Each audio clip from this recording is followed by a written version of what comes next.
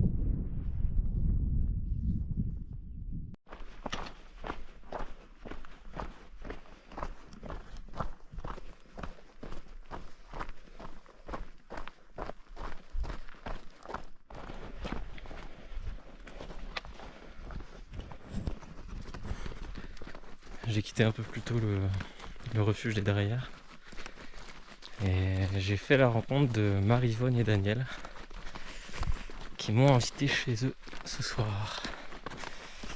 Et c'est à Valouise, donc ça fait quand même une sacrée trotte. C'est un peu plus de 40 bornes. Apparemment il y a quelques passages techniques quand même.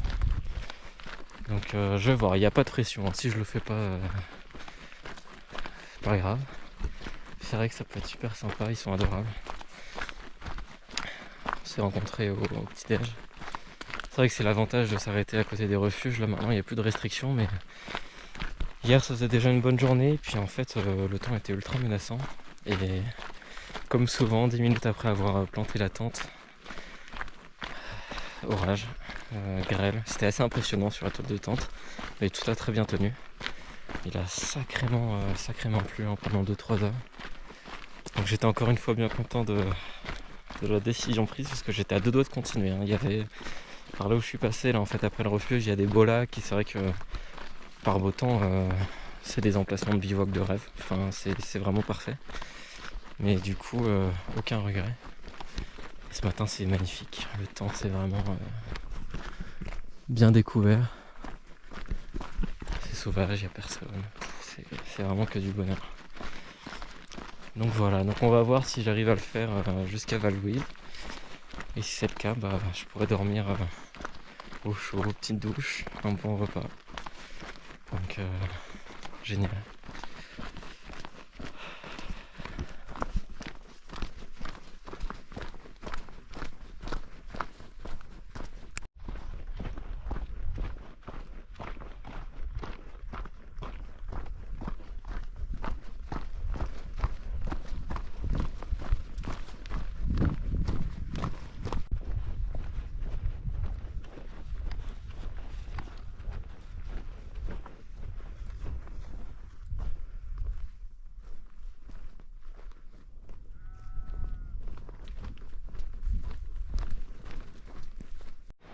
Bon, je viens de quitter Val-Louise.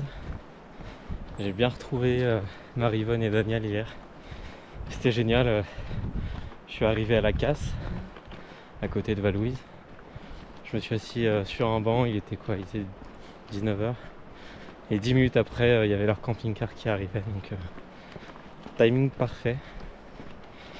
Et ils m'ont régalé.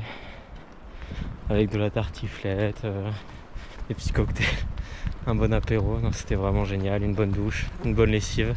C'est très longtemps que j'avais pas une bonne lessive, donc génial, adorable. Franchement, c'était une superbe expérience encore, d'hospitalité, de générosité. Et ce matin, j'en ai profité pour aller à la poste. Mon matelas gonflable, en fait, il y a une hernie qui s'est formée au bout.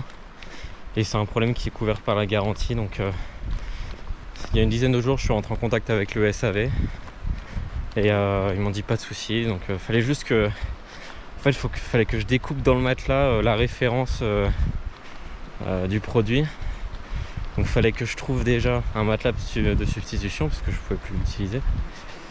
Chose que j'ai trouvé à Tignes, c'est le truc vert que vous voyez là. Le truc à 4,50. J'ai fait quelques nuits de test, c'est vraiment pas dingue.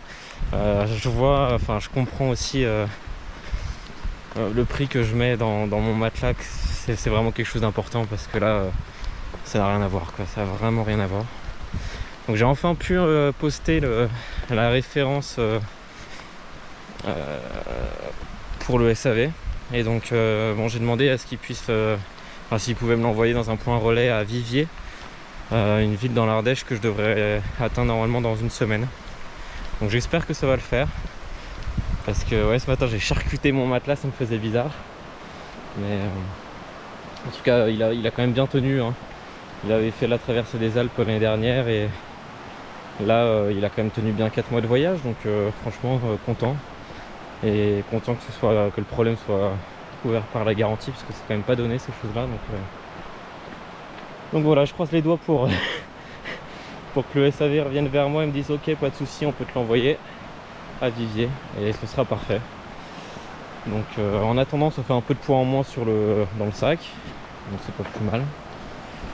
Et voilà, hein, on est dans les écrins là, c'est vraiment magnifique.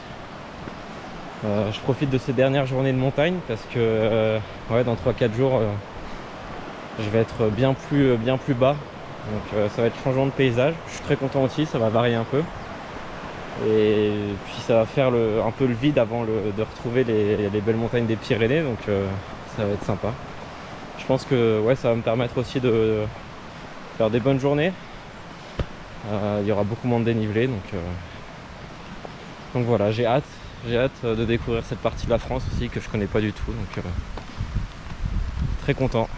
Très content, je suis reposé, tout va bien, là il fait beau, c'est génial, c'est génial.